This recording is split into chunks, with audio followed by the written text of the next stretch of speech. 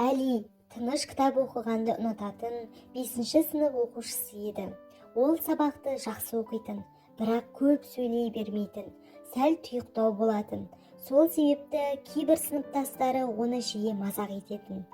Бір топ бала Бекжан, Әйбек және Дина үнемі Әлидің киімін, көзілдірігін, жүрісін сөз ететін.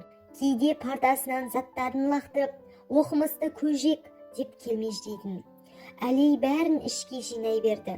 Үйге келсе де ата-анасына ештеңе айтпайтын. Себебі ол ұялады. Ол бұл жағдайды уақыт өте өтіп кетер деп ойлады. Бірақ күн өткен сайын жағдай ушыға берді. Әли мектепке барғысы келмей қалды. Бір күні жаңа мұғалім жас әрі мейірімді апай екен. Ол балалардың қарым-қатынасын бақылап жүріп, бір жағдайды байқап қалады. Бір сабақта ол барлығына тақырып беріп, еркін тақырыпта менің арманым атты шығарма жазыңдар, деді. Келесі күні мұғалімнің бәрінің шығармасын оқып шығып, Әлидің жұмысын бүкіл сыныптың алдында оқыды. Онда Әли былай деп жазыпты: мен ешқашан кек сақтамаймын, тек адамдар бір-біріне мейірімді болғанын қалаймын. Арманым бір күні өзімді шеттеткен, мазақ еткен достарыммен қайта достасу. Сынып үнсіз қалды. Бекжан мен Дина ұялып кетті. Олар ешқашан Әлидің осынша сезімін байқамаған еді.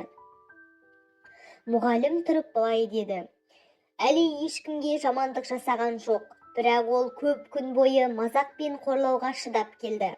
Бұл буллинг. Ол адамды сырттай мылқау қылып көрсеткенімен ішінде үлкен жара қалдырады. Сол күннен бастап сыныптастар Әлиден кешірім сұрады. Олар мазақтаудың емес, түсіністік пен достықтың қаншалықты маңызды екенін ұқты. Сынып ішінде жаңа дәстүр пайда болды. Әр жұма сайын бір-біріне жылы сөз айту. Ал Әли бұрынғыдан да жайдары, сенімді, ақкөңіл балаға айналды. Ол ешкімге ренжімей шын достар тапты. Балалар, буллинг көрінбейтін, бірақ өте ауыр жара.